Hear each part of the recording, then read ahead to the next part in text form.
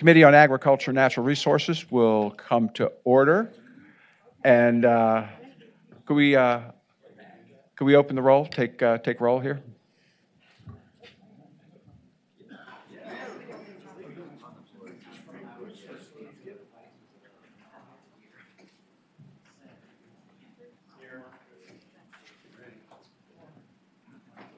Okay. Open the vote.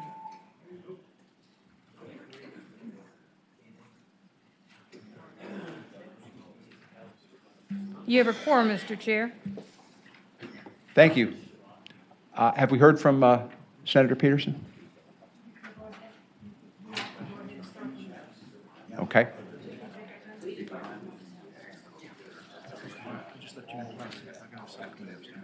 Okay. Wait a second. I'm going to run this from. All right. Senator Peterson should be along shortly. I suppose we'll start here with subcommittee reports. We have subcommittee on hemp. Senator Morrissey, are you prepared for giving us your subcommittee report? Thank you, Mr. Chair. Mr. Chair, I sent a report to the chairman with respect to our bills. We had 3 bills which we dispatched, gave full discussion to it. The first bill was SB 827 from Senator Ruff, and that bill was passed by for the day. We're going to, if Senators Ruff, myself, and Sudalan can meet after this meeting today, we may not have to meet at 8:30 in the morning because right now it's the only bill that is scheduled for tomorrow. The 2 other bills that we discussed was SB 646, which was Senator Servill's bill, which simply clarified that THC refers to Delta-9 THC. SB 918, Senator, was your bill. We took up there, and that was referred to the full committee without recommendation. And okay. Okay. So that's the report. Oh, okay. Could we deal with your first bill, please? Do you have a motion? Senate Bill SB 646, which is Senator Servill's bill, that was reported out of the subcommittee. With a substitute, yes, correct.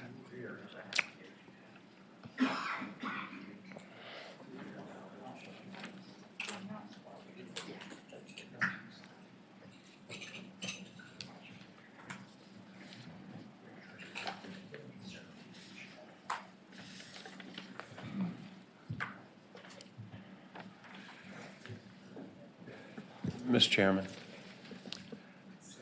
Senator Stewart. Thank you, Mr. Chairman. I've had some discussions with some folks, and I don't know, maybe Senator Morrison can enlighten me, but I know that there are individuals who are working through some issues at the congressional level with regard to hemp, and they may not have a decision for another week maybe, and I think there were some, I don't know if they're in the room today or not, who really wanted to let these go by a week.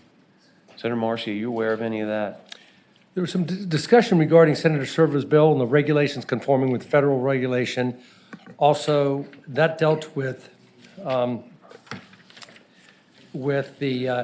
tetrahydrocannabinol and the percentage. So Senator Servill is testifying before P&E right now. Don't have any objection to it going by for a week if that's if that's your motion. I think I have a sense that there were folks who wanted to let this, only because they're trying to work this out and they may want to be in federal compliance or they may not. I'm not sure where the end result is, and it has to do with insurance and other things, ramifications, but they're trying to figure out the right place to be for the hemp industry based upon what they do at the federal level. Mr. Chairman, as we say in Australia, no worries. If that's a motion, then I'll second it. I have a motion and a second to carry the bill over for the week. Any discussion? All in favor? Is this a recorded vote? No. All in favor, say aye. Aye. All opposed? Okay, carried over for the week. As to my bill that appeared before your Committee, Senator Morrissey. I think Senator Ruff wanted to send this back to subcommittee. We do have an amendment from folks at VDAX, and he wanted to have some time to think this through a little bit more. So, Senator Ruff, do you have a motion to send this back to subcommittee? Thank you, Mr. Chairman. I appreciate that. If we could hold these bills and talk about them for a week, I think we'll be ready by a week from now. Okay. Do we have a I would second? move that we would Go ahead. Do we have a carry second? that. Second. We have a first and a second to send the bill back to subcommittee.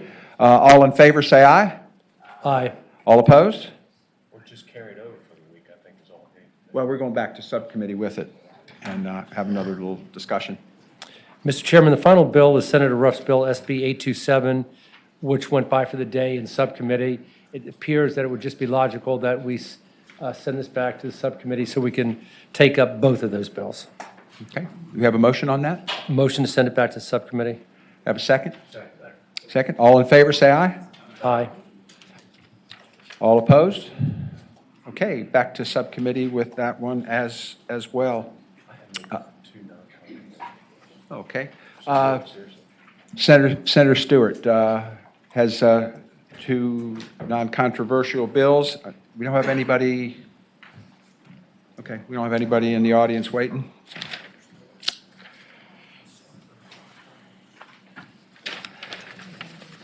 Thank you, Mr. Chairman. And if I'm wrong about that, I'll step aside, but I think we worked all these out.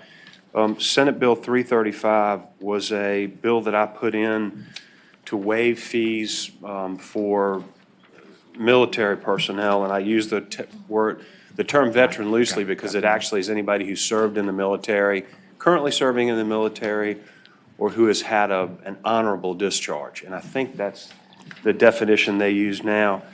I never got a chance to amend the bill. I've worked with Ryan, who's the new director of DGIF and who's a really good guy and is going to do a really good job. And I'm not just saying that because I want him to support my bill. We've actually come up with what we're going to call a new veterans sportsman's license. And DGIF supports it. I think they had a substitute drawn up. And at the end of the day, here's what it does. So under the code Can we, now, you have do you have a motion to accept the move substitute? move the substitute, please. All in favor, say aye. Aye. Aye. Substitute's accepted. So under the code now, we have a sportsman's license, and you can buy for $100 everything you're going to do or you want to do, including fishing, except your duck stamp. The state duck stamp, Ryan, is this correct? State duck stamp and the federal duck stamp.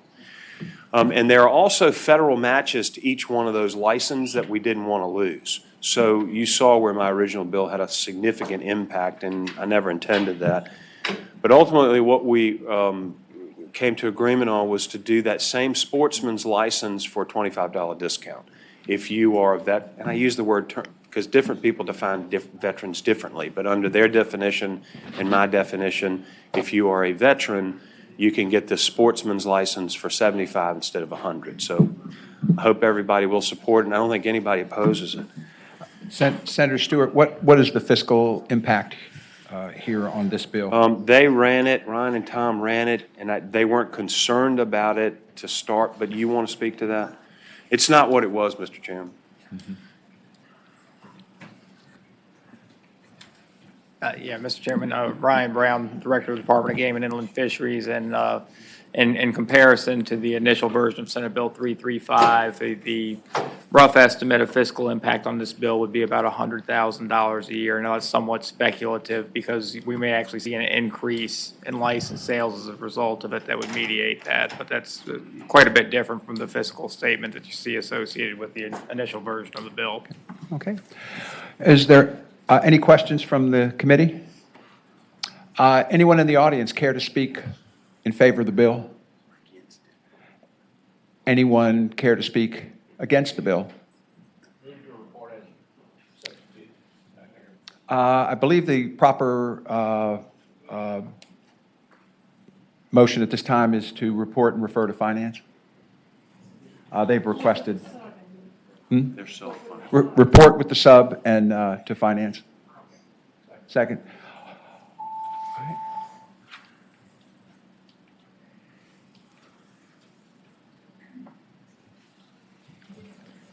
Yeas 12, nays 0.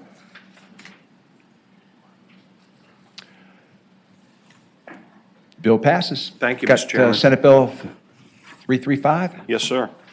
And then, Mr. Chairman, members of the committee. 336, excuse me. I have SB 336, and this comes to me from Prince William County, and there's a nonprofit up there that does like a day camp for children, and there's a pond, and they fish, and they have prizes, and it's just a fun day for children, and actually introduces many of these children to fishing. And so what this is this is a special thing to allow folks organized by a nonprofit to have a free day of fishing. And I've spoken with DGIF. Again, they're fine with this, and actually I think it helps promote the sport and help introduce people who otherwise may not go, because you got to buy a different kind of license for every kind of fishing you want to do. We have this discussion a lot, but that's what the bill does. So this would be for kids, so you wouldn't have to bother with fishing licenses and all of that? Correct. For an organized event by a nonprofit. Okay. Any questions from the committee? Anyone like to testify in favor of the bill? Anyone like to testify against the bill? We have a first and a second to report the bill. All in favor, say aye. Opposed, nay. Thank you, Mr. Chairman. Yeas 12, nays 0. All right. I suppose. So at this time, do the subcommittee report. Senator Boysko, what number's that? 628? No, 648. 648? Yes. Okay. We have a patron's request to strike. Senator Boysko would like to strike Senate Bill 648. Do I have a motion? Second? Open the rolls. All in favor, say aye, or vote aye.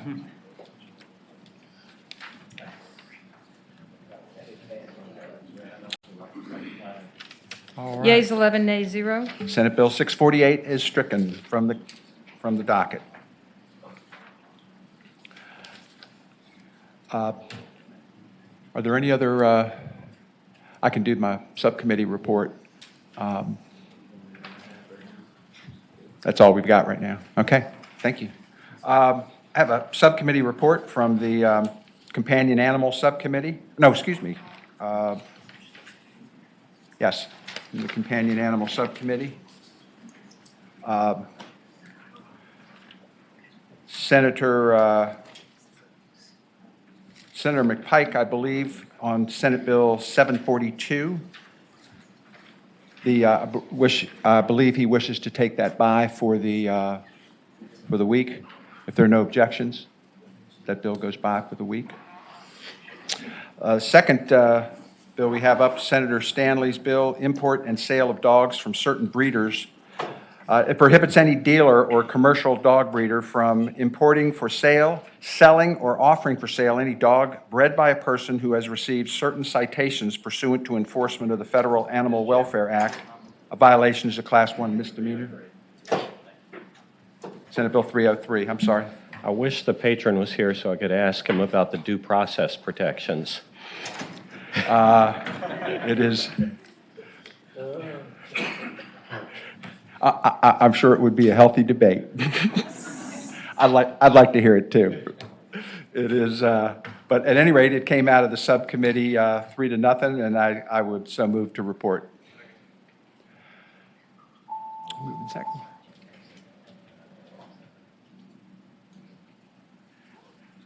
He does better when he's not here. Yeah. Yeas 12, nays That's 0. what I tell him. Thank you. Senate Bill 303 passes.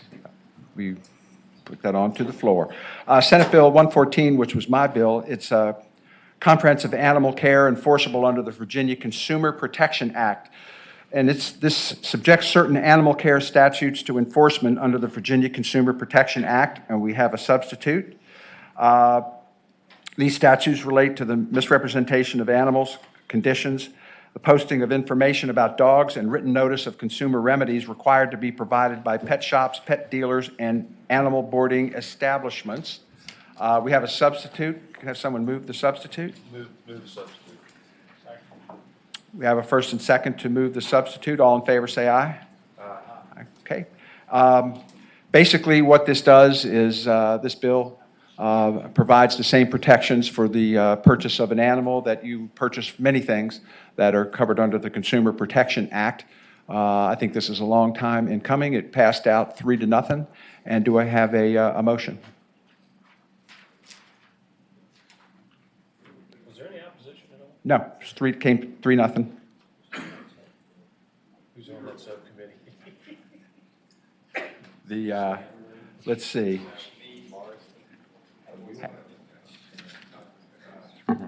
Who's on?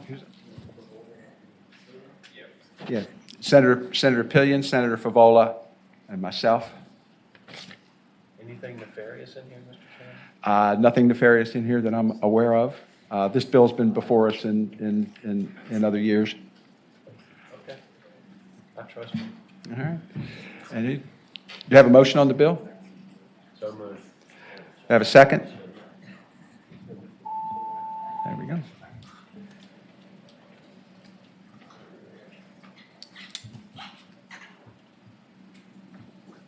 Yeas 12, nays 0.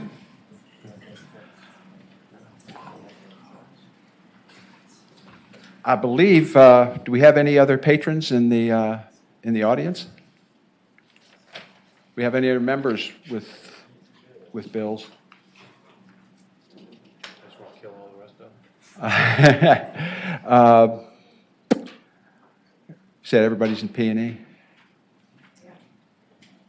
It is, Can we direct them to come over here and present their bills? Mr. Chairman, can we do the scenic river bills? Stuff like that. with that, I think everybody knows where they are on those. although the new committee rule was that you have to make the case for your river in iambic pentameter. I'm all for it. But what do you think, Senator Stewart? You've been chairman of this committee. Is that, It's non-conflict, there's nobody opposed to it, I don't see why we can't hear it. But what I would just do is ask if there's opposition. yeah. All right, let's see. Which bills are those? 288, 288, 478, 288, and 478. Having a little trouble locating those. 288 Senator Deeds. Here we go. For the Maury River. Now, that is right pretty.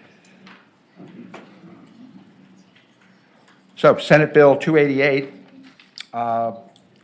is a scenic river designation for the Maury River, designates a 19.25 mile segment of the Maury River as a component of the Virginia Scenic Rivers System. I've seen this river. I can vouch for that one.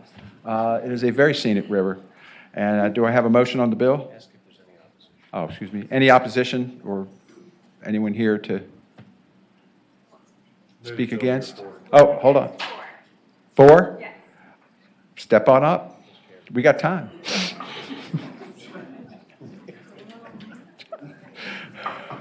Mr. Chairman, Anna Achilles with the James River Association, and I'm glad you can speak for the river. It is a very scenic stretch of river. We're proud to have it as part of the watershed, and I would urge you to support its designation. Hi, good afternoon. I'm Leighton Powell, Executive Director of Scenic Virginia, and we support this bill as well. Thank you. Thank you. Pat Cower, Virginia Conservation Network, 125 organizations and more all support this designation. Thank you for bringing it. Thank you. Good afternoon, Mr. Chairman. Whitetown, Virginia, LCV, we support the bill. Thank you. And I happen to know this is also, having done a lot of whitewater canoeing, one of the few Class 4 streams in the Commonwealth of Virginia. So, Move to report. have a second? Second. We have a first and a second to report. All in favor, say aye. Opposed, nay. All right. Yeas 11, nays 1. And our second bill. Yeah. I've just got a message from Senator Chafin, and he wants us to hold on, he needs to amend his bill, so we can hold. The Clinch River bill? Yes. It- It's not as scenic as he thought? The Scott County portion is very scenic, that's in my district. The other portions. Not so much? All right, well, if there's no objection, we'll take that by for the day. What's that? She said take it by.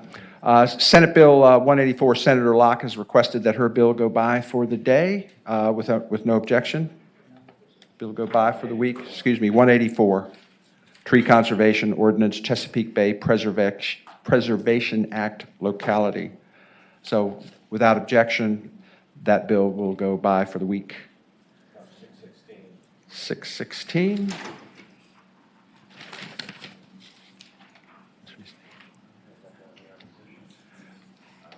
Is this, Senate Bill 616, is this an administration bill? Ryan, could you? Okay. Mr. Chairman, it's not the administration's bill, but I'm happy to tell you about it. Okay. Let me introduce the bill then. Senate Bill 616. It's a name change for two things. It renames the Department of Game and Inland Fisheries as the Department of Wildlife Resources, and the Board of Game and Inland Fisheries Board as the Board of Wildlife Resources. So the bill does those two things. Any questions from the committee? Ryan, I assume if you're at least neutral on the bill, could you fill us in on the history of this? It's really as simple as that. As the committee may know, the department is funded, is a non-general fund agency. We go out and make our own money.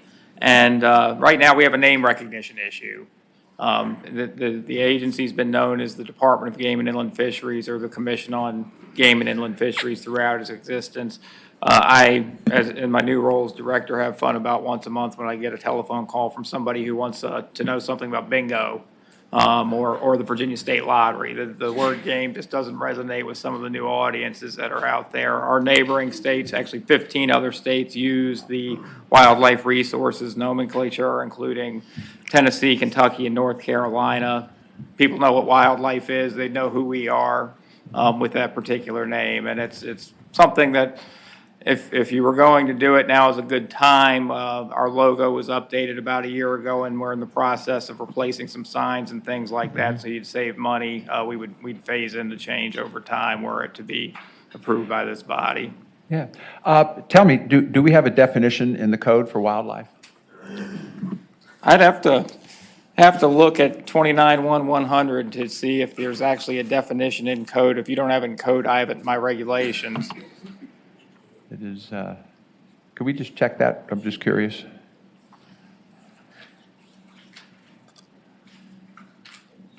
Because it would definitely need to cover fish, is that not correct? It does, yeah. We actually had this discussion. Could staff report the definition of wildlife, or of wildlife?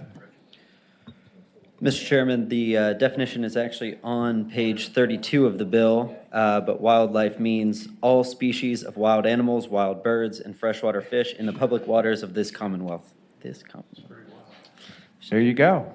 Mr. Chairman, do we have any idea Senator what Ruff. it's going to cost to do this? Yeah, Mr. Chairman, to respond to the question, we estimate if you were to replace every sign and every vehicle marking and things like that, it would cost a total of $300,000 over time to do that.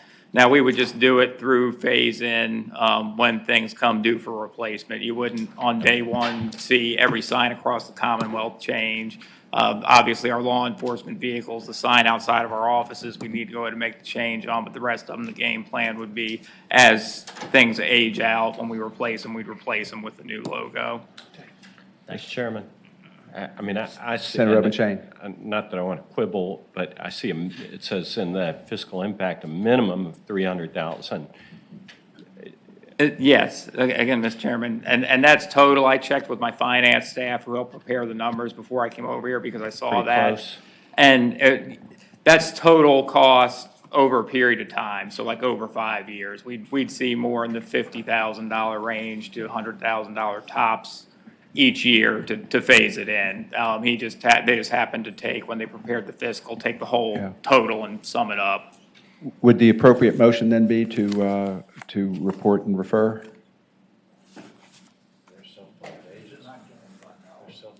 Self-funded, so you don't need to do that? Okay. Senator Stewart? Thank you, Mr. Chairman. So, Ryan, does this mean now you're going to call the game wardens wildlife resource officers? I think it's another bill, Senator Stewart. I hate conservation police. It just doesn't sound right. to Be me. happy to talk to you more about that. Yeah, we are about to vote on the Senator Deeds' name change. Ooh. And Mr. Chairman, the information we have at this point in time, this has been in the works for a while. Over 5 years, there's a $300,000 cost, but it's going to be borne by the agency. They're a non-general fund agency, and so it's their money. They get to spend it as they want, I guess. And this is Department of Wildlife Resources? Wildlife Resources, we've had that defined. It seems to cover all the creatures that we would want it to cover. And that's not subject to any trademark infringement or anything like that? Okay. I thought there was an MTV show or something. Okay. it was a rock song. That's Okay. All right. wildlife, capital W, capital The L. Rolling Stones. All right, so do we have a pending motion? I'm sorry to be late. Do we have a pending motion? We do not. Okay, we have a motion. Do I have a second to report the Second. bill? Okay, I'm going to open the vote. All in favor, vote aye. Opposed, nay. I'm going to put an absentee just to make it explained. Okay. Yeas 14, nays 0, abstentions 1. And I believe we're done. I don't think we have any patrons. We've done all the bills we can do. Have we done all? Oh, Senator Mason's here. Okay, Monty, you got a bill?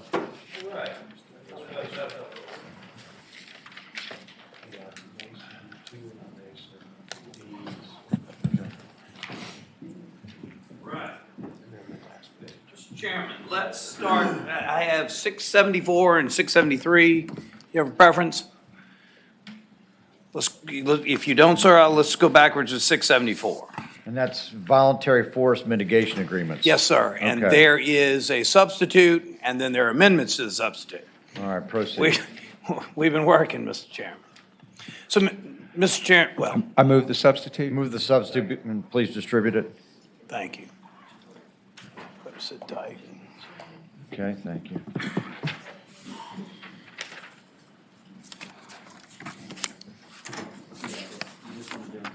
Yeah, I think so, please. That way you can read the amendments and. Okay. Okay, I've got a amendment in the nature of a substitute for 674, and then it looks like I have a subsection E you want to add? Yes, sir. Okay, why don't you just tell us what this is all about? All right, so, Mr. Chairman, the overall effort here is we're trying to set up in the code what it will be a voluntary forest mitigation that is akin to the wetlands mitigation work that's done. All right, so we try to outline that it's been done in some projects, but this tries to give a structure around how you would do it. And it speaks to, so it's voluntary to a developer. If they wanted to do it, it's permissive. But this speaks to minimum standards that must be met to be considered forestry mitigation. And it just used widely accepted principles in wetlands and historic. One thing it does not do is guarantee regulatory approval. So you can't say, oh, gee, if you approve my transaction, we'll do all this forestry mitigation. And it just attempts to set up a structure. The substitute is a symptom of working with several groups to adjust definitions and change, up as much as or to approximate. So this is kind of a work product that tries to get a structure out there. Okay. And what about this amendment? Do you want to address that? The amendment, which one is? You have a line amendment with subsection E? Oh, I do, yes, sir. What's So that all subsection about? E says that if you do a forestry mitigation plan, that in the future, 40, 50, whatever the time may be, that comes to manage the forest, that it is subject to and would be subject to sustainable forest management. So Okay.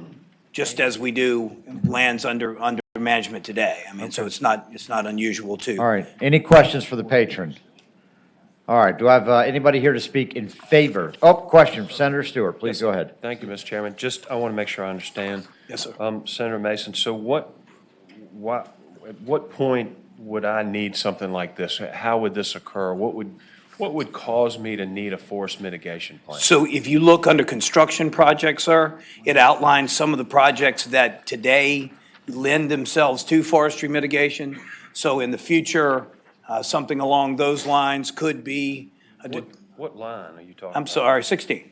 16. And that was one of the adjustments that we made. So it's major projects that clear a lot of forestry land, and you're trying to add to and do what is essentially wetlands mitigation, but in the forestry realm by adding back to. And so it is large-scale projects that clear a lot of trees. So, Mr. Chairman? Yeah, Senator Stewart. So this is not the person who has timberland and they manage it as a family timber property and thin it or whatever. It doesn't involve those people. This is for a major construction project.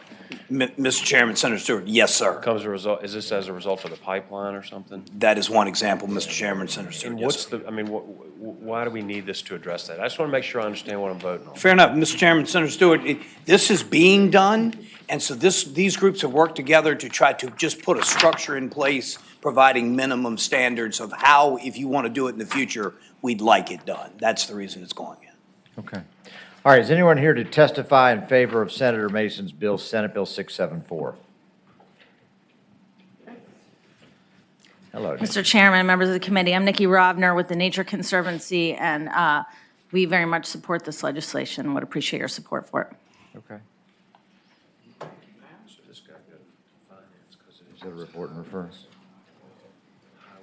Mr. Chairman, Martha Moore, Virginia Farm Bureau. We appreciate the amendment for subsection E and appreciate your consideration of that amendment to improve the bill. Thank you. Okay, does that mean you're in favor or neutral or? I think we are in favor overall with the general concept. The subsection E was what really brought us more into the overall concept. Thank you. Okay. Hello, Katie Hellebush with the Virginia Forestry Association, and we're in the same position as Ms. Moore, that we are appreciative of the amendment Okay. and support the All right, concept with the thank you. amendment. Let me get that. Kyle? Mr. Chairman, members of the committee, Kyle Shreve, Virginia Agribusiness Council, and we will associate ourselves with the previous speakers and say we support that. Okay, have we actually moved the amendment, staff? I think we did. Did we? Yes, no? Okay, can I get a motion on that? So moved. Okay, second. All in favor of the amendment, say aye. Aye. All those opposed? Okay, the amendment is agreed to.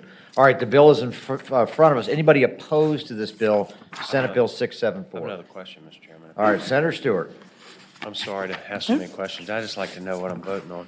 And I really don't understand this. So I get it with a pipeline. I Yes, get sir. it with energy generation or transmission facilities. So now every solar farm in the Commonwealth, and we've mandated a ton of megawatts, you're going to have to do forest mitigation. Mr. Chairman, Senator Stewart, this is voluntary.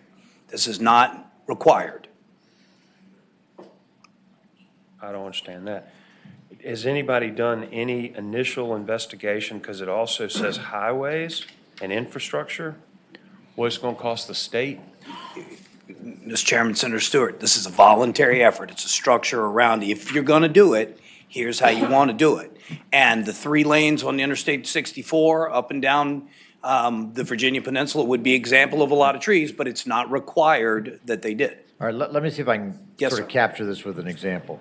If, let's say, the pipeline comes through a farm in Western Virginia. Yes. And 50 trees are knocked down, and you're looking to basically replace those trees, so it's the forest mitigation.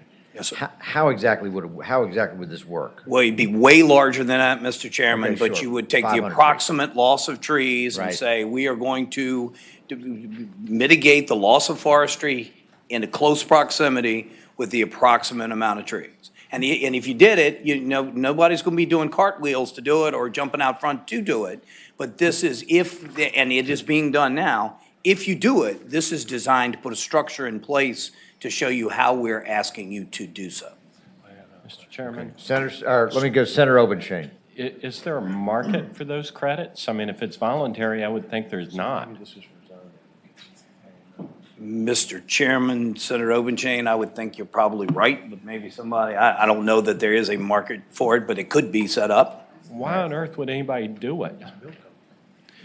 Mr. Chairman, Senator Obenchain, they are filled with milk of human kindness. I mean, this is, it's a good question.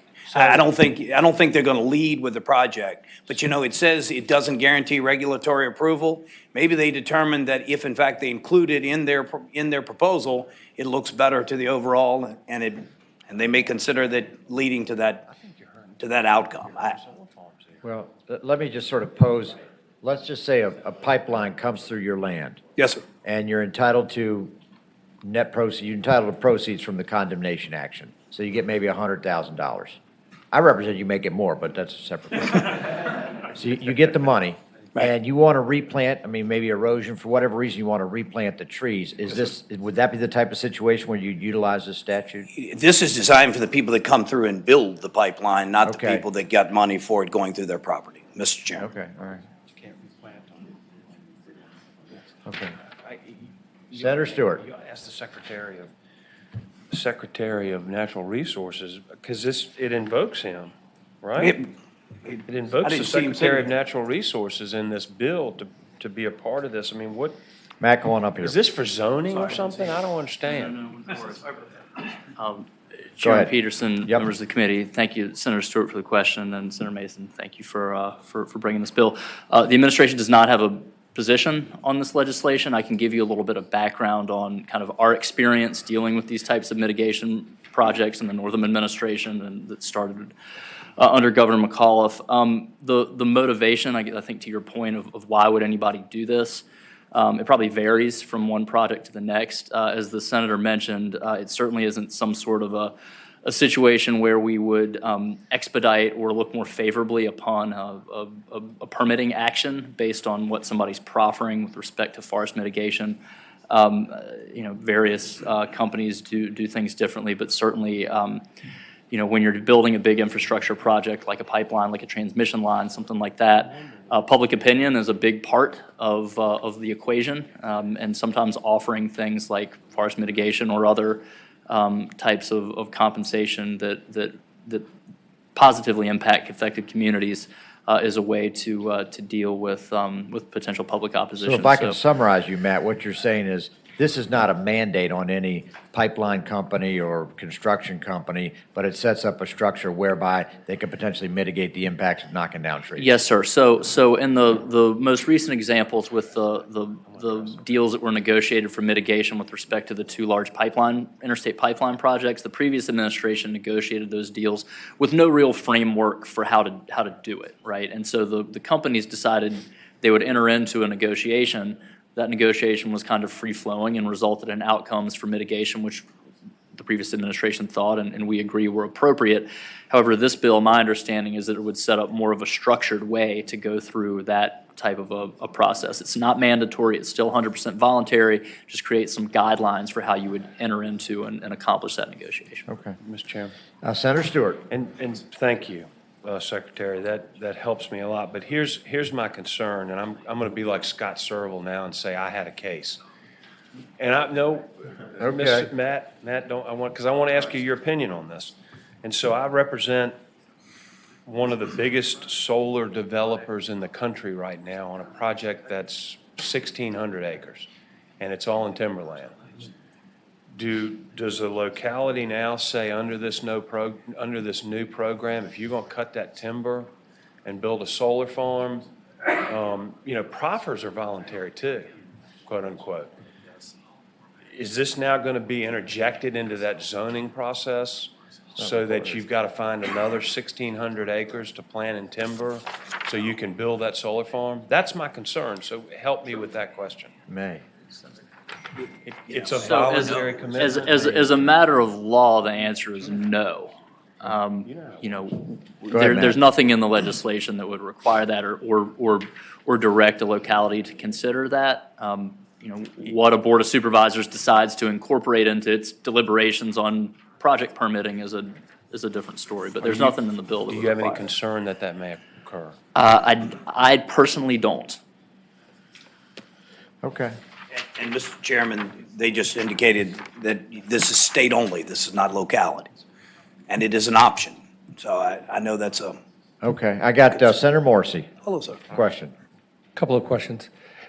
Senator, I'm always going to be in favor of any company or corporation that is a good steward of the land. But I have a couple of questions.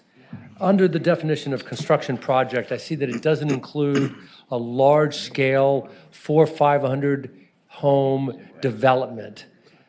I see that it includes highways, pipelines, or energy transmission line. Why does it not include a large developer who's putting in 400 or 500 homes? Mr. Chairman, Senator Marcy, good question. I think this was designed for commercial-oriented projects and not residential projects. Follow-up question, Mr. Chair. Yes, go ahead, Senator. The other question is this.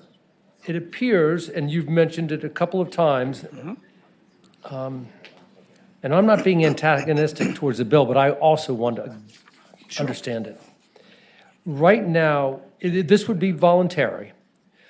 Right now, if a company that is putting a pipeline through there decide to replant 100,000 saplings, okay? You know, they've taken down trees and they just wanted to be good stewards of the land.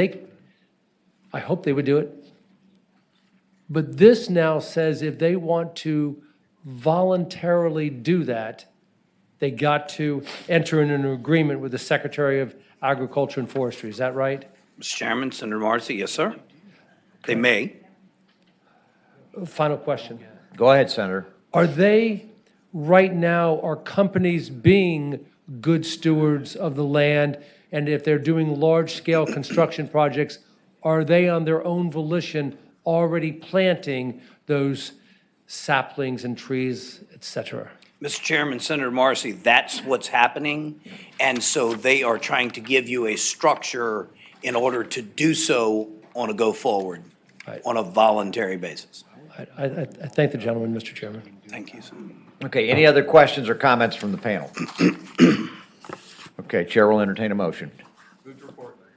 Second. Okay, I have a motion and a second to report the bill. Roll is open.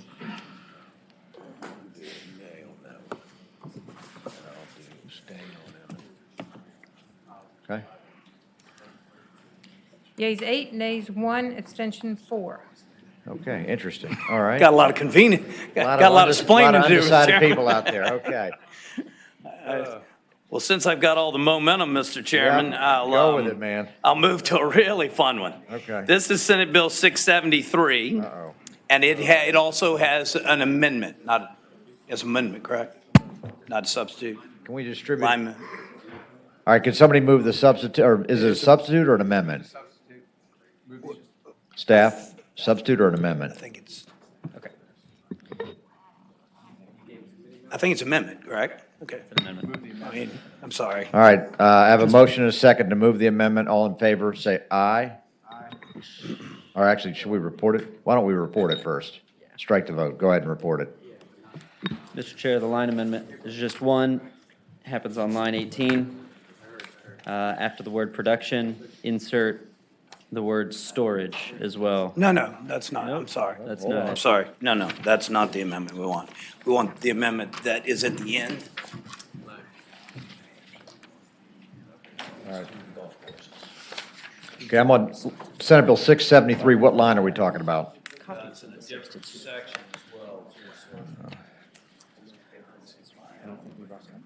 All right, we're going to take Senator Mason by while he gets organized. My apologies to the Okay. staff, that's my fault. I see Chafin, Senator Chafin. What bill do you have? Thank you, Mr. Chairman. It's 478, and there's an Senate Bill amendment on that.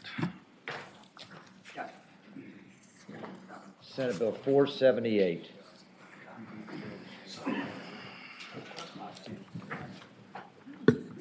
Okay, Scenic River, good. Do we have an amendment on that? A substitute? Yes, sir. There is. Can you please, do I have a motion and a second to distribute the substitute? All right, second. All in favor, say aye. Aye. Aye, all right. Substitute is adopted, and please distribute. Oh, you got rid of Andy Guest, okay. Okay. So, Mr. Senator Chairman. Chapin, go ahead, Yes, sir. 478. Yes, sir, Mr. Chairman. We had this really good idea about naming the Clinch River as a scenic river. When we started out with Tazewell County, we had a board of supervisors resolution for Tazewell County, and then we decided we'd add Russell County and Scott County. But we didn't have a board of supervisors resolution from those two counties, and it doesn't look like we would be able to get one in the time frame we're operating under here. So this amendment takes those two counties out, just leaves Tazewell County in, and that's what we're asking for. So it's only scenic in Tazewell? It's only, well, I would not agree with that, but it's only going to be designated as scenic in Tazewell. Well, when I get into Russell, I notice it doesn't look quite as pretty, so. The portions of Russell are particularly beautiful. All right. Okay, so the bill we have in front of us, basically is just designating Clinch River and Tazewell County as a scenic river. I will move to report the bill. Okay, well, let me ask, Oh, unless is you have anyone here to speakers. speak for or against the bill? Michael? Mr. Chairman, Virginia LCV supports the bill. Okay. Anybody else? I got somebody. Mr. Chairman, Virginia Conservation Network also supports the bill. Okay. Anybody else? Anybody opposed? Okay. Senator Favola? Thank you, Mr. Chairman. I move that we report the bill, the amendment in the nature of a substitute. The bill as amended. I move that we report it. Okay, all right. We have a motion and a second to report the bill. Roll is open.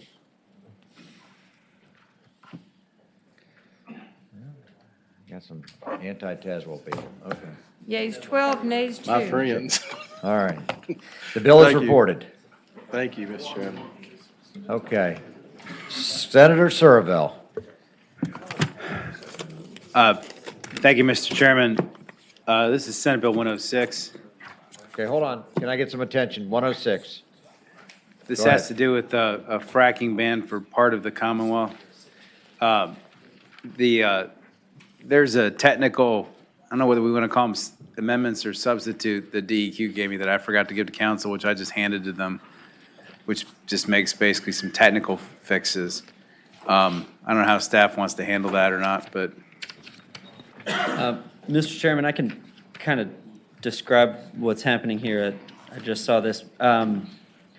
So if you'll follow along, there's a few changes. Okay. It looks like we're changing the code section that this would be added to. So instead of the current code number, it would be 62.1-195.3.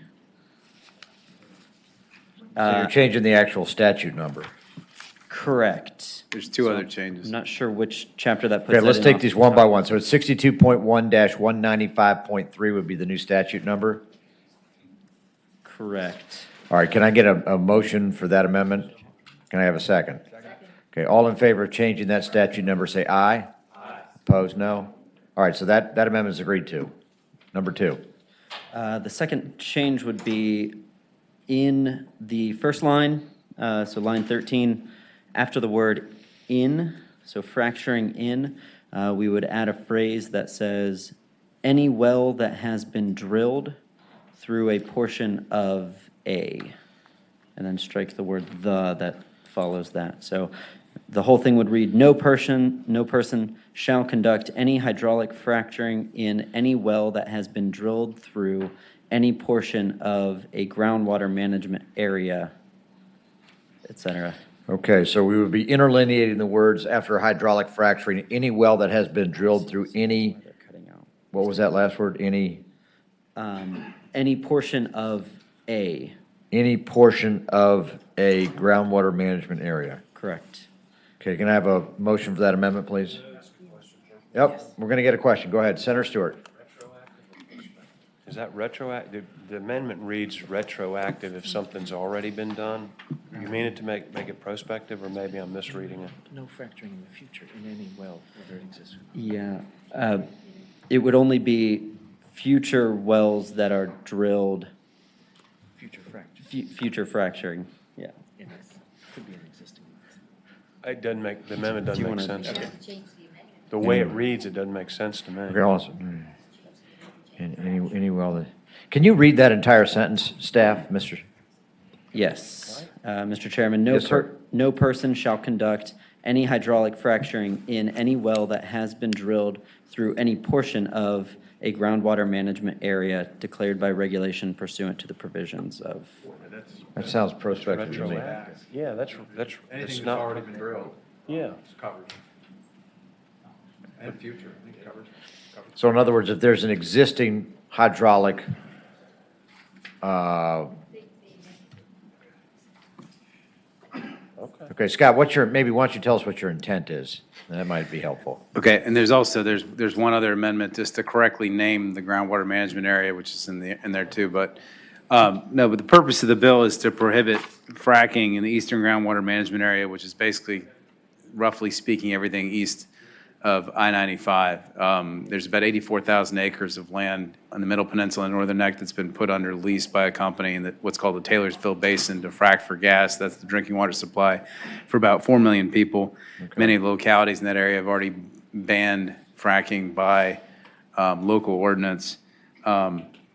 This legislation, I believe, without these technical amendments, passed this committee in the 2018 session on a bipartisan basis, died in the Finance Committee on, I think it was a 8-8 vote. I didn't bring the bill last year, but I brought it back this year. That's basically what it does. And there's a lot of people here to speak in support, but I'm looking to ban fracking into the future. I don't believe there's any fracking wells that have been drilled so far in the area, and DEQ suggested these technical amendments, and I Okay. think Mr. Paler's over here. And Can we move this amendment, so we have the any well that has been drilled through any portion of the groundwater management area. Can someone move that amendment? All right, Second. Second. All in favor, say aye of that Aye. amendment. Aye. Opposed, no. All right, so that amendment is agreed to. So we've amended the statute number, we've interlineated this language, and you said you wanted to change the name of the aquifer? Yeah. Okay, to what? Actually, we want to change it to the aquifer and not the management area, I believe, because there's other aquifers in the area, and they wanted to make sure we're aiming at the right thing. What do you want it to say? Council has that. Go ahead, Right. Council. Mr. Chair, so on line 14, we would strike the word "this," starting with this chapter, and we would strike the entire rest of that line, as well as management area on line 15. So strike that whole section there and instead insert the Groundwater Management Act of 1992, and it has a citation to Chapter 25 of Title 62.1. And I believe that refers to the Potomac Aquifer, which is underneath. Groundwater Management Act of, what was the year? 1992? 1992. And you're telling us that refers to the Eastern Virginia groundwater? The Potomac Aquifer. Okay. Okay. All right, do I have a motion on that amendment? So moved. All right, second. All in favor, say aye. Aye. Any opposed? All right, so that amendment is agreed to. So we have this in the way you want it. Yep. Why do we need this bill? We need it because there's a company that has signed a bunch of leases to frack in this area. The Potomac Aquifer is the drinking water source for 4 million people. I think Senator Mason has a bill coming up related to it here in a minute. The aquifer is under stress. I believe it's dropped by 200 feet in 100 years in terms of its level, which is why we impose this restrictions on it. If we get a bunch of fracking chemicals in it and they start percolating throughout, then you've screwed up drinking water for 4 million people, perhaps irretrievably. When they've done fracking in other places, it's messed up groundwater. We can't run that risk. And I think that it should be prohibited. And I would just note, by the way, that the eastern groundwater management area in the Potomac Aquifer does extend into Fairfax County.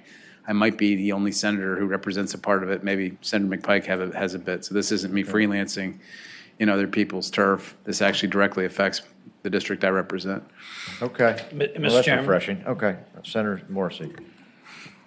I want to ask a question in a moment about the negative consequences of this hydraulic fracturing. But my first question is it just me, or does it appear that to anybody else that Senator Serville appears before almost every committee and subcommittee with a number of bills?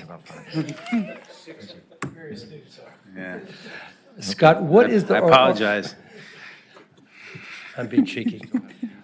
Scott, what are the negative consequences of this hydraulic fracturing? I understand that you said it has the potential to to harm the drinking water for 4 million people. I don't know that much about hydraulic fracturing and don't need an entire primer, but just kind of want to be educated. Well, my understanding of how it works is that they drill a hole in the ground, and they drill a bunch of holes sideways, and then they squirt a bunch of chemicals down there, which is sort of a secret sauce at really high pressure, and it breaks all the rocks up, so the gas starts coming out of them. That's my sort of layman's understanding of it. Senator Chafin was here, but I guess he left, but he carried a bill a couple of years that would have prohibited disclosure of that secret sauce of chemicals, which has never passed. But where this has been done in other places, especially in Pennsylvania, I became aware of it through this movie called Gasland, which sort of documented the different problems they've had. For example, people can light the water out of their tap on fire, and they've ruined people's groundwater and groundwater wells. There are people in the industry who disagree and think that movie is a big PR stunt, they have their own view of it. But I think it is documented that hydraulic fracturing has ruined groundwater in a lot of the areas where it's been conducted. Okay. So Senator just so that I Morrissey. get it, under the purpose of trying to put this solution in there, which you call it a hot sauce, to gather gas. Special sauce. The purpose is to collect gas. It has the potential to affect the water supply. That special sauce will do something to affect the water supply. We don't know quite how it's done, how that occurs, but it's got the potential. Right. Well, you have to drill through 3 or 4 aquifers to get to bedrock. And if the special sauce leaks out of the well on its way through the aquifers, or if it percolates up from the bedrock back into the aquifer, then I it can see. screw everything up. Thank you. All Mr. right, Chairman, Senator Mason. Senator Serval, the leases you discussed have expired, correct? I don't know the answer to that. I don't know the answer to that. I know they were signed up for in like the last 4 or 5 years, but I don't know what timeframes were on them. Some of them still exist. But, Mr. Chairman? Yes, Senator Mason. Either way, on the go forward, you just like this in place so that there would be no leases to even be active or be pursued. Right. I want to discourage anybody from going out and getting leases. What I understand is there are 84,000 acres that were under lease at one point. All right, look, you got a friend. Brent Hunsinger, Friends of the Rappahannock. From our best understanding with the 84,000 acres is that they were leased beginning around 2014, 2015. Many of them are 5-year leases, but there's really no way to know exactly where we These are stand. mineral rights leases, I assume. These are the rights to the gas and the minerals underneath, the gas underneath. Okay. Thanks, sir. Okay. Mr. Chairman. Senator Stewart. Just to answer that question, I am aware there are a couple out there that are still alive and have been renewed, but I want to speak to Senator Serval's bill. I guess going back 8 years, when they started acquiring these leases, or maybe it wasn't that long ago, I met with this company, and they're more of a company of flippers where they go in and try to gather up these leases and then give them to somebody that may want to try to produce. But one of the first questions I asked them was, if you injure this aquifer, which so many millions of people rely on for drinking water, what do you do? And they said, we don't know, that's not going to happen. And that wasn't a satisfactory answer for me, because I represent a lot of those people in that area. And so I tried really hard to work out a set of regulations and some other things. And I got to thank the director of DEQ, who worked with me a great deal too. And we really tried to set up a framework that would protect the aquifer, that would protect the landowners and people's ability to do this, so that it wasn't an all-out moratorium and I got cut off at the knees at every turn, as hard as I tried to do that. So while we tried to adopt that, it's unfortunate that it seems this is ultimately going to be the only solution, because we couldn't get people to wrap their arms around a regulatory framework that would protect the aquifer, and it's a significant issue. It is a giant body of fresh water that the seafood industry relies on in the area that I represent, and that millions of people rely on for drinking water and a lot of other activities. And if you ruin it, I guess it's done for 10,000 years. I don't know. So Okay. All right. I just wanted to speak. Okay, Senator Serval, do you have any supporters? Anyone here to Yeah. speak in favor of the bill? Okay. Mr. Chairman, members of the committee, Chris Moore, Chesapeake Bay Foundation. In addition to the comments about the concerns about the drinking water quality, there's also a host of surface water concerns with these type of operations, and so we support this bill. Thank you. Okay. Mr. Chairman, White Town, Virginia League of Conservation Voters, we support the bill. And I just want to thank Senator Servell, Senator Stewart for their years' of work on this issue. I think this is a big step forward, and we highly encourage you to support the bill. Thank you, Mike. Hello, my name's Linda Muller with the Virginia Chapter Sierra Club. We do support the bill. We want to thank Senator Stewart's past work on this as well. And what wasn't mentioned, as well as the concerns of toxic chemicals, is that it is a highly water-intensive process. Multiple millions of gallons of water is required to do this process. And the Potomac Aquifer already has difficulties with recharging. So again, we support this bill. Thank When you. you say process, you mean fracking? Yeah, the fracking process. Yes, sir. All right. Thank you. Yep, thank you. Yes, ma'am. Mr. Chairman, thank you. My name is Suzanne Keller. I'm here today for the Virginia Clinicians for Climate Action, and we support this bill. And I just want to answer one of the questions perhaps about this. You know, the fracking boom is not very old. It started in 2005, where they used this toxic special slush to crack open the rock. And I just want to point out, in 2016, there were about 400 peer-reviewed studies looking at the health impacts of fracking and gas infrastructure. By 2019, there were 1,800 studies in the medical literature documenting negative health consequences from fracking. So I hope you'll support the bill. Thank you. Yes, sir. Mr. Chairman, Pat Calver, Virginia Conservation Network, all of our organizations, partner organizations, fully support and appreciate the efforts of Senator Stewart and Servell. Okay. All right. Who are not, oh, one more. Go ahead. Mr. Chairman, Brent Hunsinger, Friends of the Rappahannock. We support SB 106. We're very, very thankful for Senator Stewart and Senator Servell support for this bill. One thing that we haven't mentioned is the impact on local infrastructure, roads, bridges, et cetera, can be quite destructive. On especially secondary roads are not built for drilling rigs and large vehicles that come with this type of technology. Thank you. Great. Thank you, Brent. Okay. All right. Other side of the coin. Mr. Chairman, members of the committee, David Clark representing the Virginia Oil and Gas Association. We have seen this bill. This is the third time we've seen the bill. First in 2014 from Senator Stewart, and then we've seen the same bill from Senator Servell 2 years ago. The only thing that's changed in that time period is most of those leases, if not all, have expired. There have been no permit applications sought. We've testified at that time we didn't think the bill was necessary. We believe that's still true today. DMME and federal agencies have a comprehensive regulatory program that oversees natural gas and oil production in Virginia. And that regulatory program already precludes drilling in the most sensitive areas in eastern Virginia and imposes substantial additional restrictions and requirements before any drilling could occur in Tidewater, Virginia. I was prepared to just tell you that this bill was not necessary. I frankly do not understand the effect of the amendments that were made. The bill is introduced, and as we've seen it before, was limited to the Eastern Virginia groundwater management area, and we know what that is. It's defined under code.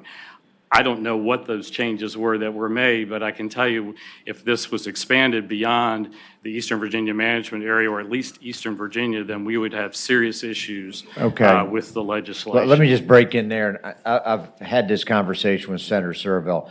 This bill is focused on the Potomac Aquifer, correct? Right. And my understanding, the amendments the DEQ gave me specifically directed it to the Potomac Aquifer, which is... Mr. Paler. Thank you, Mr. Chairman, members of the committee. The reference to the Eastern Groundwater Management Aquifer, the aquifer itself has a depth limitation to it. And so the purpose of this amendment was to reference all territory that is in the aquifer or below the aquifer. We don't have a position on the bill per se, but the purpose of that amendment was to make sure that, you know, if your fracking was below the Potomac aquifer, you still would have the potential perhaps that that the patron is Let me just worried make about. this a yes or no question. This is Okay. all territory that's east of Fredericksburg. Yes. Okay. All right. Mr. Chairman, it's east of 95. East of There is 95. there is no lateral geographic extension. It's just a depth extension. Okay, all right, Miles. Anybody else? Mr. Yes. Chairman, I was just confused because as I heard the language, it was referring to aquifers generally.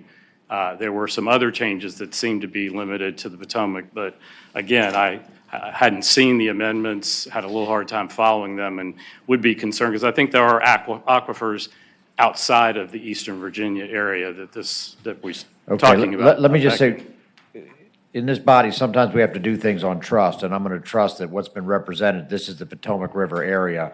And by the way, Senator Servell, if this came back in a different form from the House, it's going to be a problem.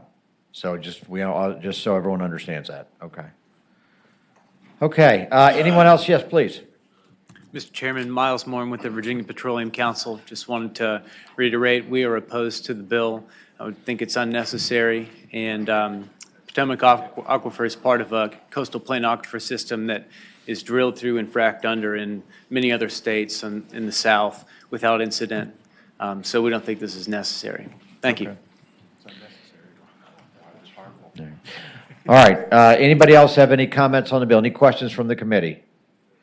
The chair will entertain a motion. Okay, I've got a motion and a second to report. Open the roll. Cast your votes.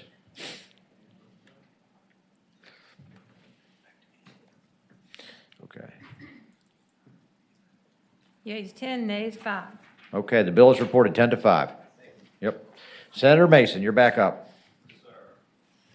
Bill 673. First, Mr. Chairman, let me apologize to the staff for, these guys are overworked dramatically, and I'm bombarding them with amendments on the bill I just overwhelmed you with before, and this bill, and so my apologies. So I think I should do better than that. So, but I think we have the proper amendment before us now.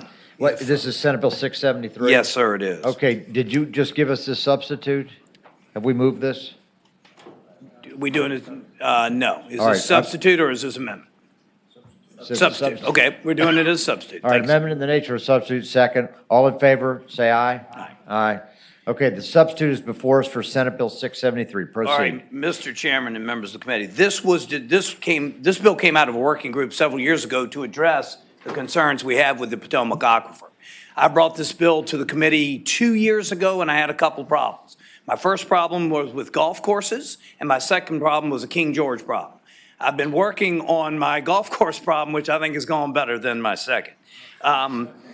The substitute speaks to that, and if you'll go to the golf courses were concerned, any well, this is designed for non-agricultural irrigation, not drinking water. So the best concept is there's 40 acres, you divide it into 10 4-acre lots, and the folks there want to drill a well to water their lawns, okay? It's non-agricultural irrigation. This would ask that they drill into the superficial aquifer first and make, if at all possible, get the water from there, rather than dropping into the deep aquifer that we just discussed in the last legislation. All right, you will note on line 44 and 45, the provision of the section will not apply to wells constructed prior to the effective date. So if you have a well in place, you're not impacted, okay? The golf course's concern is they can fix those wells, but if they drop a new well, they'd have to at least make an effort to do it out of the superficial aquifer. The amendment that we provided says that they will still make that effort, which is cheaper. They have to go through general approvals, not a specific every 15-year groundwater water approval regulation. So it would be better if it works. But if they deem that it doesn't work, the amendment that I just showed, or the substitute, includes pretty much a 30-day review period with DEQ to try to expedite the process for a golf course. Okay? Now, the reason this is important, and this was a consensus agreement from the working group a couple years ago, you're going to see a bill coming to you that I'm asking to put that group back together, to see the things like we're doing SWIFT. Some of the improvements that have been made from the last water deal seem to show that it is working. The gentleman from King George has a significant problem because the top two users far and away use the most water, okay? This is not in dispute. But, Mr. Chairman, the one thing that is important to note is that wells that draw less than 300,000 gallons, so they have general permits, are really growing in the amount of water being drawn. Since 2015, there have been right at 7,000 private well registrations. 1,800 of those are in this category, or right at 26%. So this is trying to ask for those wells to drill in the superficial aquifer rather than in the deep water. We still have a lot of work to do with our big users, and that has to be addressed. But this is more than nibbling around the edges. This is making a dent in and trying to do what we can to keep folks out of the deep water. Okay, all right. Any questions from the committee? Okay, well, I know you want to speak to it. Okay. Do you have anyone to speak in favor? I have a tepid spokesman. Okay, we have a lukewarm endorsement over there. No, Mr. Chairman, Rob Bohannon, representing the Virginia Golf Course Superintendents Association. And first off, I want to thank Senator Mason, Director Paler for working with us on this. The issue, you may say, what's the big deal about superficial versus deep aquifer? One of the big issues for golf courses is salt intrusion and getting the quality of water that it takes to maintain these beautiful green spaces that exist. And when you're mowing the grass, down to these levels, you need good quality water that doesn't have too much salt in it. So the issue can be to find the right quality of water. And as I understand it, that can change depending on where you are geographically. Sometimes you need to go deeper than you would like to. It's more expensive to go deeper. That's obviously, if you can go shallow, you do. But wanted to have a mechanism in there where that was at least recognized that there could be times when you need to go, the superficial quality is not good enough to maintain the golf course. So we feel comfortable that there is a process in place and that has been taken into consideration. Okay. All right, let me just make sure. So unless DEQ has determined that the quality or quantity of groundwater in the superficial aquifer is not adequate to supply the proposed beneficial use, it shall be unlawful in a groundwater management area for any purpose to construct a well for non-agricultural irrigation purposes like golf courses. Right. Okay. All right, so are you all decent with it? We think it's a fair compromise. Okay, fair enough. All right, anyone else want to speak on this bill, pro or con? Okay, Senator Stewart, let it rip. Thank you, Mr. Chairman. And Mr. Chairman, I not without saying that I really appreciate the efforts of DEQ and David Paler in trying to work through these issues. Unfortunately, his hands are tied. And I know that Senator Mason is sincere and wants to address this, but here's the problem we have. We have the Potomac aquifer, which is being depleted at a significantly alarming rate. We have saltwater infiltration already now in Hampton Roads, and those folks who are trying to draw water have to have these desalinization techniques. That is moving its way up to the Northern Neck and in other areas. And at the same time, we've got two paper mills, and I don't want to injure the paper mills, that are drawing over half of this water to bleach paper with. And I don't understand why we allow that. And then when we adopt these sorts of regulations and people think we're doing something to help the situation, it makes it that much harder to deal with the two issues that we actually need to deal with. Because this is not going to amount to anything with regard to that aquifer. And the depletion will continue, and we're going to be in trouble if we don't. So I've said my piece, and I'm going to vote against it. But I appreciate the gentleman for doing something, but I wish we could do something that's really going to help. Okay, anybody else have comments on the bill? All right, can I get a second? Second. All right, the bill has been reported and open the roll. Seconded. Who's that, Emmett? Good. Oh, my gosh.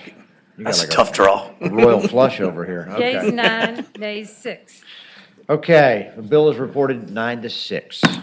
Thank you, Mr. Chairman, members of the committee. Okay, have we done Senate Bill 648, Goats in the Stream? We struck it, okay, it's like a Dolly Parton song, okay. I got Stanley, Baitfish, Senator Stanley.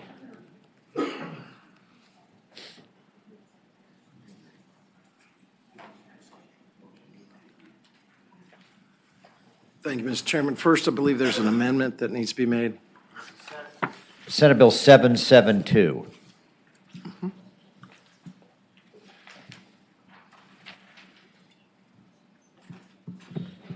Mr. Chair, it's just one line amendment. Okay. On line 26, after the phrase species of, insert two words, live, comma, freshwater. It's on line 26, live freshwater. Okay, live freshwater before species, after species? After species, so it'll read, in any manner, any species of live freshwater baitfish. Okay, can I have someone move that amendment? So move. Okay, second. All right, all in favor of the amendment, say aye. Aye. Any opposed? All right, so the amendment is adopted. Okay, Senator. Mr. Chairman, I'm always reminded in the 10 years that I've been in the Senate of one of my favorite friends that I've known since a very early time. We used to practice law together. I had one of his political signs in my yard. He used to always come here and say, you know what? I just discovered there's a problem. I'm going to fix it. And this problem affects my area this way. And he's very assertive about this. Ladies and gentlemen, I've had my Senator Peterson moment. Okay. Because what we have determined is in the waters of North Carolina and only the fresh waters of North Carolina, they have depleted their bait fish supply to the point where it's affecting the ecosystem, the cleanliness, and the ability to sport fish. In my area, where there is Smith Mountain Lake, Kerr Reservoir and Dam, Bugs Island, I like to call it, Senator Ruff, and Philpott Lake and other lakes, what we have are people from North Carolina coming across. They have retrofitted these haulers, these basically flatbeds, with what they have, you would see a round bait fish tank, huge giant tanks. They're coming into our waters. They are netting, they're casting nets, and they're catching one guy alone, and I've got stuff that I could show you where he's selling it. He's catching our bait fish in volumes of 5,000 to 10,000 a day for free. It's all an effort. And then turning around, carrying it back to North Carolina and selling them for $2, at least $2, $1 to $2 a piece, making $5,000 to $10,000 to $20,000 a day. And he's selling them to sport fishermen, gizzard shad, alleyweef, all that stuff. He's selling that in North Carolina, our natural resource. We call it alleyweef. Yes, that's what we call it. Why don't you come to Franklin County and know what true southernness is, my friend? Well, shad. How's that? Okay. It's monosyllabic and might work better for Senator Stewart. So what we have is really a depletion going on of these bait fish, and I think you understand that bait fish serve many purposes, not just as food for the game fish that populate our freshwaters, Right. but also in the ecosystem itself of cleaning up the area. Can I ask a question? Sure. I learned just enough in law school to ask this question.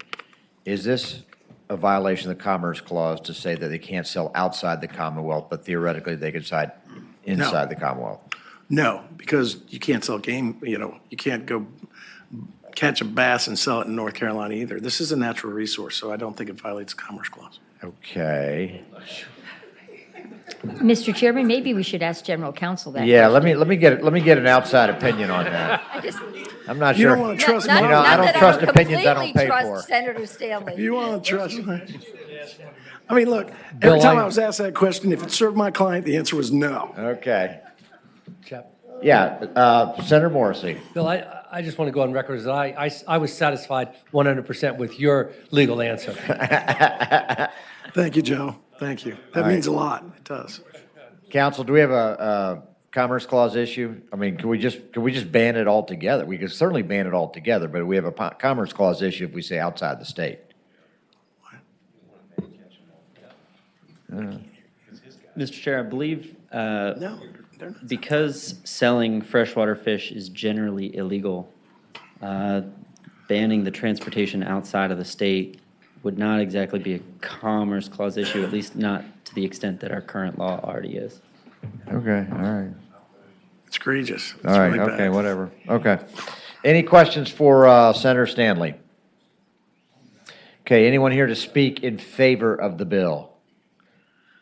Okay, I guess they're all swimming right now. Anyone opposed?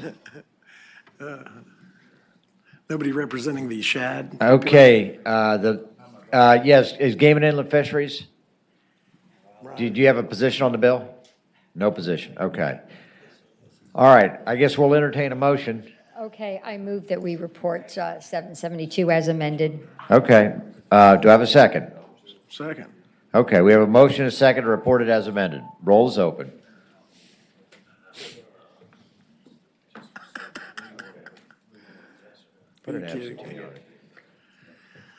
Mr. Chairman, I believe we found some North Carolina fishermen on our committee.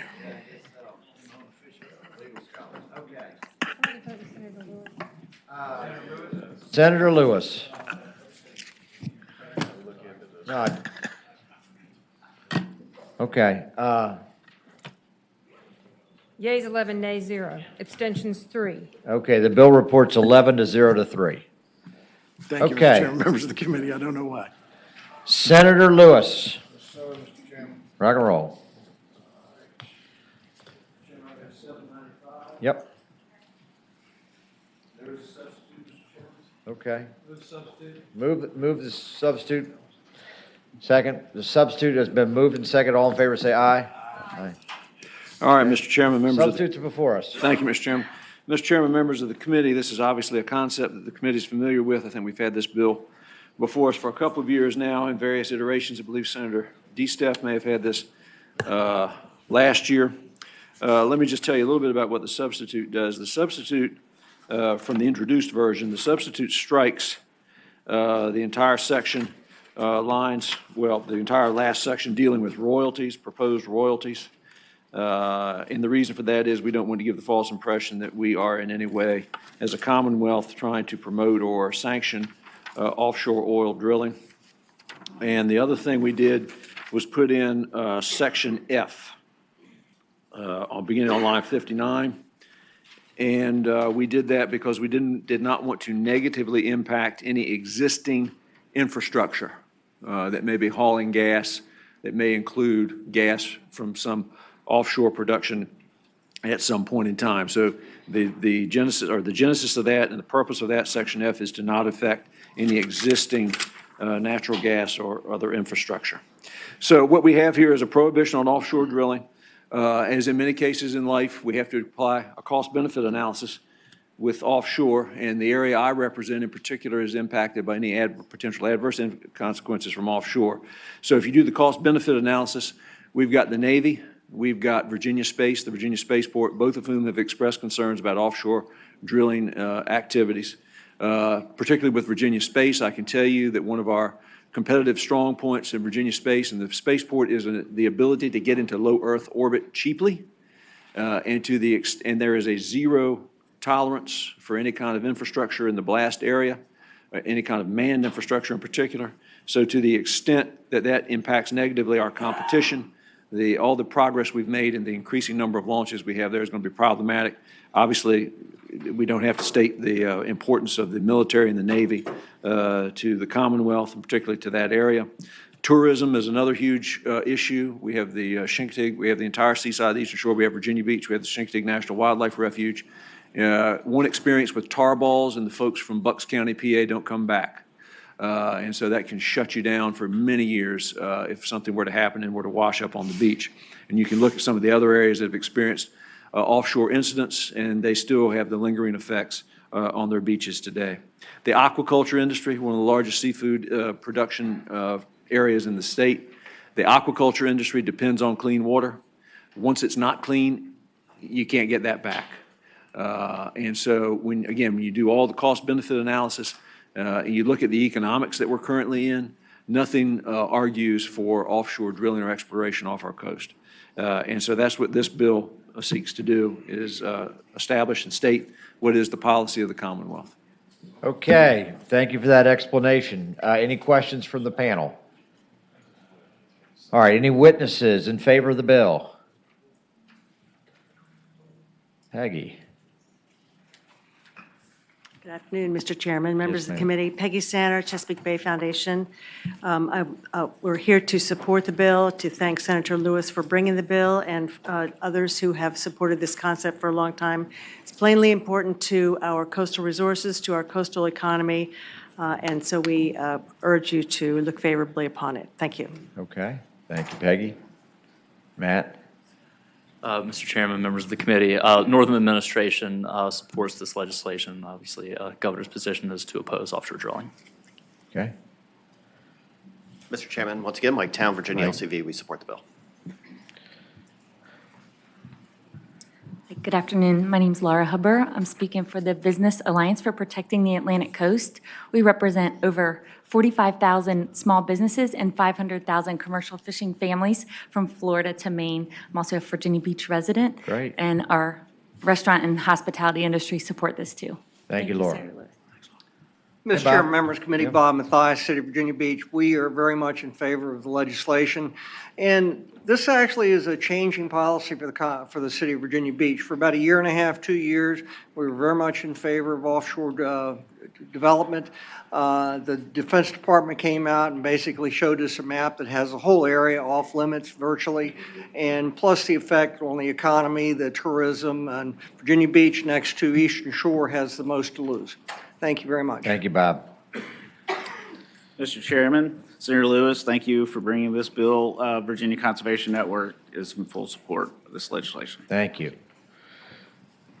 Miles, you in support? No, okay. All right. Opposition, please. Mr. Chairman, members of the committee, Miles Mornigan, Virginia Petroleum Council.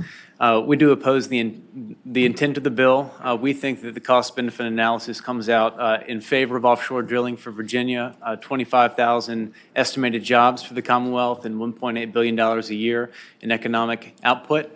We do thank the patron for working with us to ameliorate some of the unintended consequences we thought would come from this bill related to existing infrastructure, but we do still oppose. Miles, let me just ask you a couple questions. My understanding has always been that whatever resource you could capture off the coast, first of all, it's pretty far off the coast. Secondly, it's not petroleum, but it would be natural gas. So that is correct based on the surveys conducted in the 1980s, and that's why we're advocating for new surveys to figure out exactly what we have off the coast. What the surveys indicate is that it's probably natural gas, and it's probably 50 to 70 or more miles off the coast. Right. Okay. Okay. Anybody else with an opinion on Senate Bill 795? Any questions from the panel? Senator Stewart. Senator Lewis, Yes, sir. is this within the 3-mile territorial limit of the That's all we state? can do. That's all you can do, right? So, and everything's okay. Yeah. Okay. And let me point out, too, as to the breadth of support of this in the region, in the 6th Senate District. I think every jurisdiction, beginning with Chincoteague at the northern end of the Eastern Shore, all the way down with both counties, Town of Anancock, Town of Cape Charles, City of Virginia Beach, have all passed ordinances or resolutions in opposition. And these are Republican-leaning governing bodies, Democrat governing bodies, mixed. So there's some bipartisan support for the importance of this measure. Okay. So, okay. Just so everyone's clear, the policy will be within 3 miles of the coast. I have a question, Mr. Yep. Senator Favola. Thank you. Senator Lewis, is this for any lease easements or permits going forward? I mean, what are we doing with if we already have offshore drilling now? And I don't know the answer to that. We don't. We do Okay, not. so this is, we're not interrupting anything, we're preventing. Right, and let me be clear, there's an infrastructure component to this bill, too. I don't want everybody to think it's just a statement of policy about within the 3 mile. We're talking about infrastructure on shore, too. So I don't want people to not understand that component of the bill. And that's why we added the amendment that Miles referenced. We're going to make sure no existing infrastructure is impacted by it. Okay.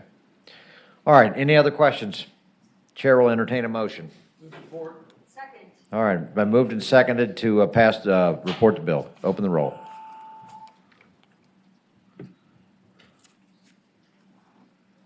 Drill, baby, drill. Okay. All right. Thank you, Mr. Chairman. Thank the committee. Yeas 11, nays 3. Okay.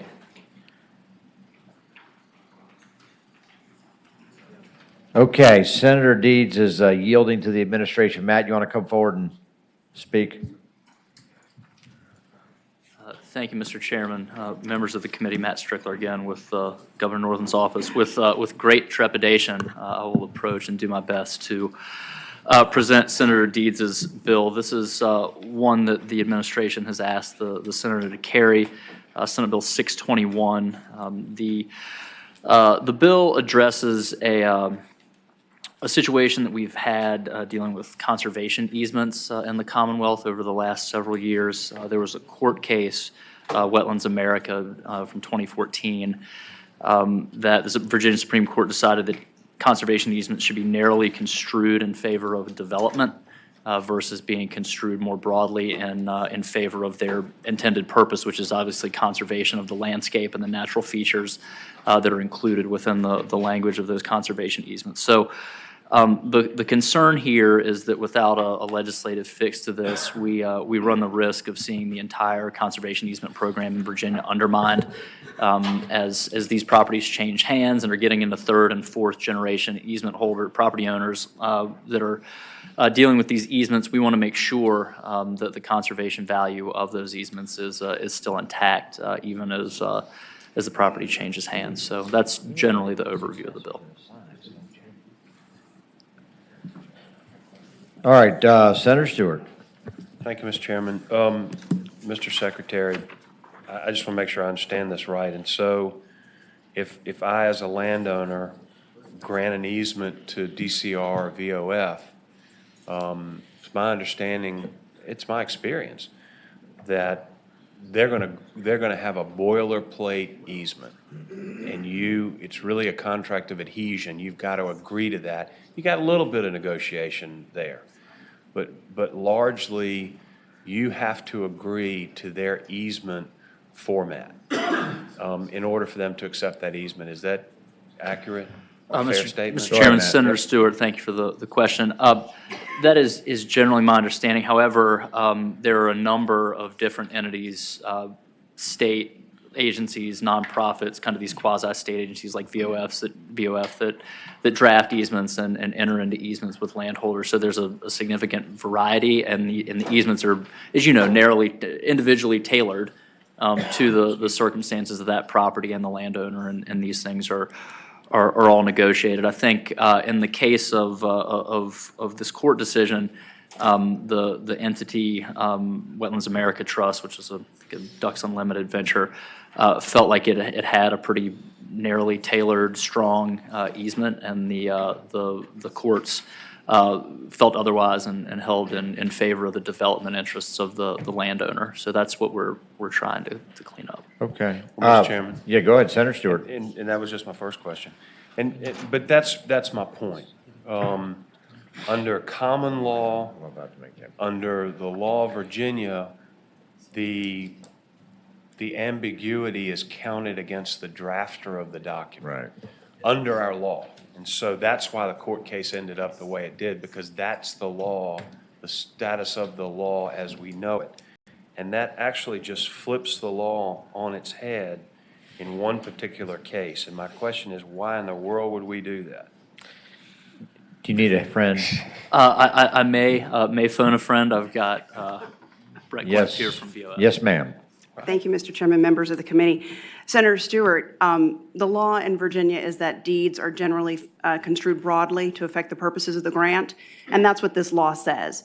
So conservation easements are drafted. They're drafted by the grantor in negotiate, which is you, the landowner.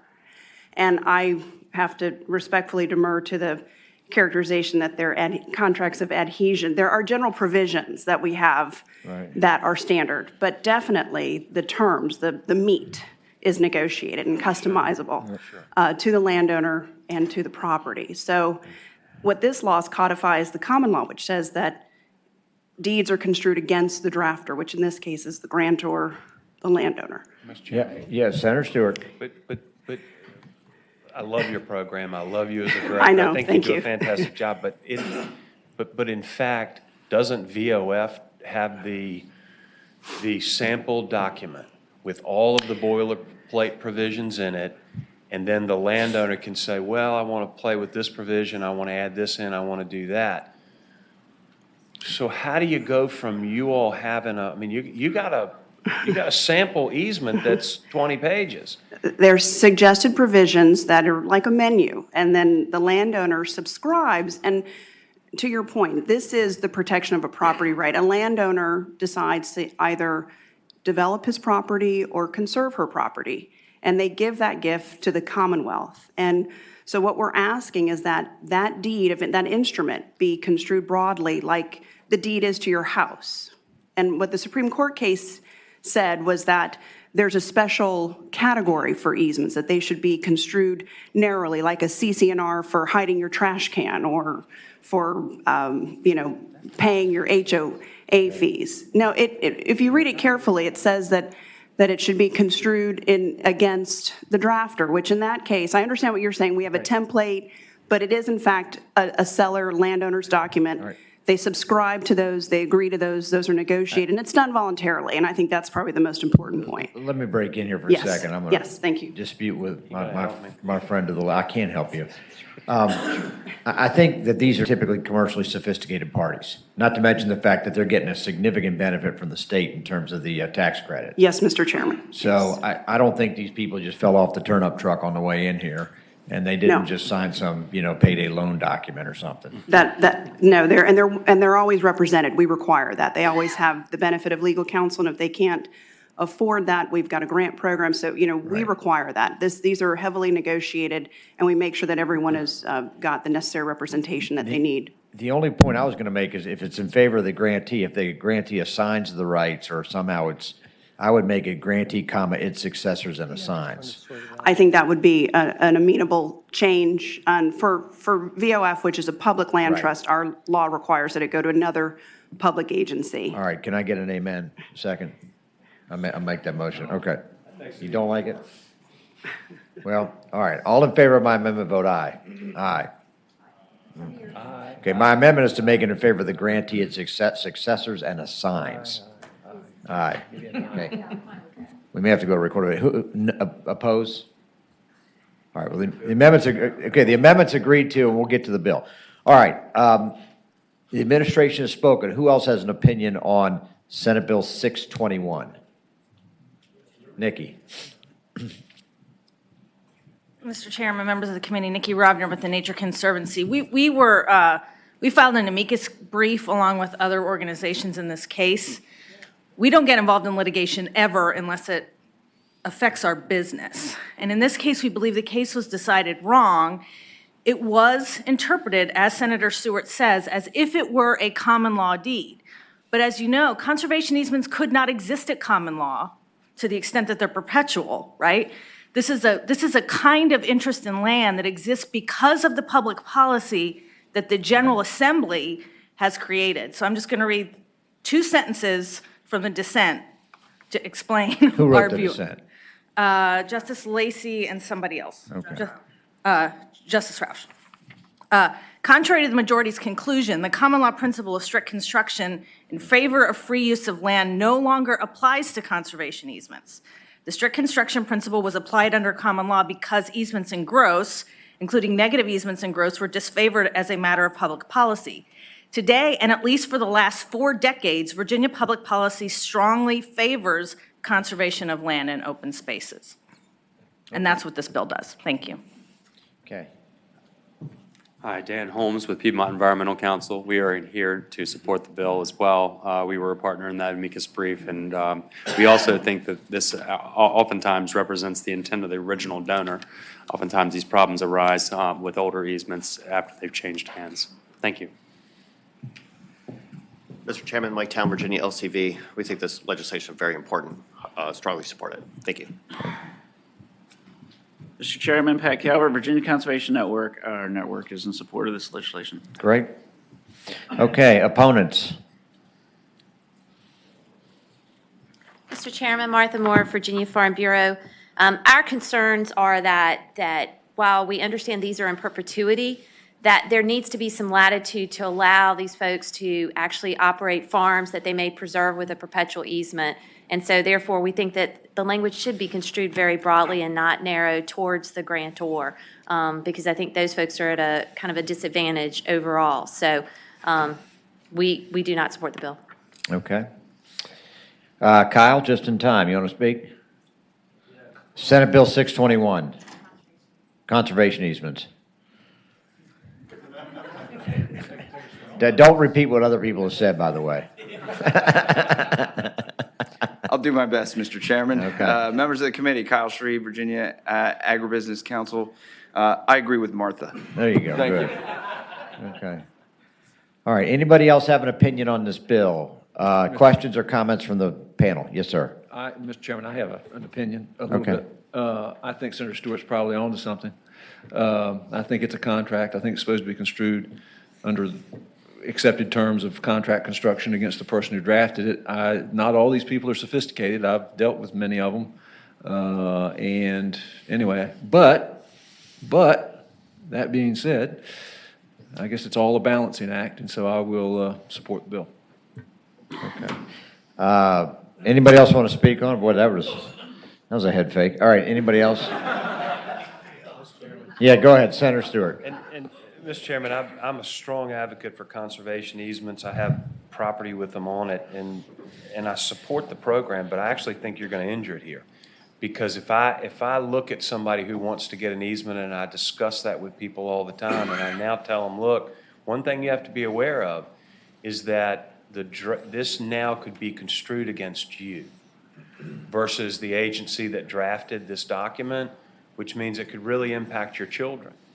And that worries me, and I think you're actually injuring the process. We've been really successful in Virginia because you flipped contract law on its head. And you shouldn't be doing that. You shouldn't be messing with these precedents. I'm not even sure the bill addresses what you all think it addresses. What it does is it goes against the grantor when the language is ambiguous, and it always goes against the drafter, and the grantee in these cases is the drafter. Go ahead. Yes, ma'am. Mr. Chairman, we have a template that we suggest, and the only provisions that are fixed are the general provisions that recite the statute, recite Article 11, the policy of the Constitution, the policies. The rest, the meat, the real part is negotiated with counsel. I understand what you're saying, that we have a template document, but those are subscribed to and adopted and agreed to by the landowner. And I would say, this protects a landowner's right to exercise his or her right to conserve the property. And generally, the problem is not with the grantor, with the individual or the family that drafted it. Generally, it can become a concern, as Matt said, with the successor owners who may have a different idea. And we are very flexible, and we do our best to make sure. I like to think of my job as like jazz. It's form, right? But freedom within that form, and there's a lot of freedom in there. But at some point, you have to protect the investment of the Commonwealth, of this body, the many, many billions of dollars, quite frankly, that have gone into promoting this program. And when you define the universe and you get to that outside line and say, okay, but up to this point, this is where we have to define what is reasonable. And our experience has not been we have not had difficulty with that family that we've negotiated with. It's generally strangers to the transaction who have a different idea. So this is friendly to landowners who voluntarily exercise his or her property right to conserve his land. And that's all we want to do, is fulfill the promises that we made to all of these families that their farm is going to be a farm in perpetuity. It's not to, bring a heavy hand down. That's not what this is at all. This is to protect the investment and the property right that landowners have voluntarily elected to make. Okay. Any other comments from the panel? I have a question. Senator Favola. Thank you, Mr. Chairman. Now, maybe, and I'm not a lawyer, so maybe my colleagues will inform me if I am wrong, but in line 29, it just says, if language in an easement, it goes on to line 30, acquired pursuant to this chapter is ambiguous, such language shall be construed against the grantor. Why not in favor of the grantor? I mean, No. the word against has just elevated my blood pressure a little bit, hearing the conversation that my esteemed office mate, Senator Stewart, has been saying. Because the Yeah, Mr. Chairman. Let me Go answer ahead. this. Okay, The all right. grantor is the landowner who's giving the easement. Okay, so they're the person that's getting the tax benefit. Let no one misunderstand this. People do this so they can get a financial benefit, all right? It's a significant financial benefit. You're allowed to shelter your state income taxes for years and years and years, okay? So the Commonwealth's taxpayers are footing the bill for this, okay? So I understand, Barbara, it looks a little bit odd, but it's written correctly. Senator Morrissey. It's written the way they want it, but it's not. So, as I'm listening to the back and forth, is this the situation that arises? A grantor or landowner decides that he wants his farm to continue into perpetuity, and it goes through a second or third generation. At the time of the third generation comes around and it's still operated as a farm, there's a move among that second or third generation to change it to perhaps maybe sell a portion of the farm or put some development on it, which wasn't initially in the mindset of the grantor. Is that what is going on? Yeah. And you folks want to keep the promises made by the grantor landowner front and center? Yes, Senator Morrissey, that is correct. Great. I'm glad that Martha's moving up here because I wanted to hear her response. Martha, counterpoint. So the counterpoint to that is that actually that second or third generation, what we're hearing from our young farmers is, let's say they want to have a poultry operation, or they want to have like a farm market or something along those lines. And the provisions, if they're silent to it, this would change that, where they would have the decision of whether that continued in the farm or not. We're hearing these from our young farmers who are having to deal with these conservation, and they want to still farm. They want to keep the farm, but they have to make it a profitable farm. Okay, Senator Morrissey. This is really important, and Martha, you didn't see it, but the young lady whose name I can't recall is shaking her head. She's saying, no, you can change the manner in which you operate the farm, and this is the crux of this bill here, and so that's really important that I understand that.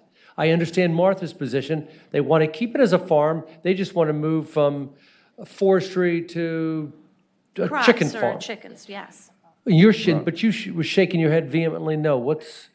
Can I hear that counterpoint, Mr. Chair? Okay, well, let's not go on forever here, but go ahead.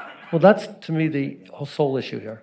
No, and we can't stand on rights that we don't have. That's not what this bill says. We can't invent rights in the white space to say that they can't transition from row cropping to poultry. Not at all. No. Okay, all right, guys, let's. It doesn't. These are Senator Stewart, you're going to get these your are chance. charitable gifts of easements. It would be akin to making a donation to a museum. They are completed gifts to the land trust, and in our case, to the Commonwealth, to the people. A landowner elects voluntarily, and if there's any concern about freedom in the future, we're very honest and very candid with folks and say, if you've got concerns, if there's uncertainty, you don't have to do this. It's not mandatory, it's not regulatory, it's voluntary. And as the chairman said, it's heavily subsidized by the taxpayers. So we're just looking to protect the gift that is made. And I don't want to take issue with what Martha said, but under my directorship, we do our very, very best to allow for changed conditions, understanding that these are perpetual and forever, and there are going to be unforeseen changes that you can't write into a deed. So we allow for that flexibility. We generally write them very, very broadly. That's why my earlier reference to jazz. It's a wide form, and within it, there's a lot of freedom. Okay, all right, well, we're going to get to the last coda. Okay, we've talked about this for 30 minutes. It's a two-line bill. Does somebody want to make a motion?